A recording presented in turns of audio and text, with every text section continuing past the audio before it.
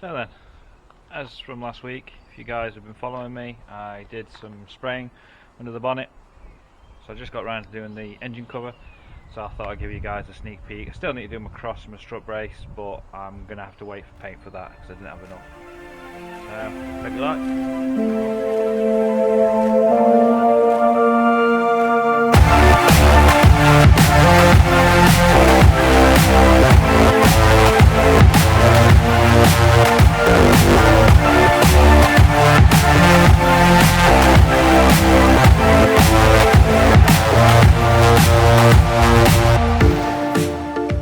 Hope you video today since the weather was nice, but keep a lookout, keep check out for me Sunday, my normal Sunday upload, which I'll be probably doing my spaces, hopefully if it's not raining.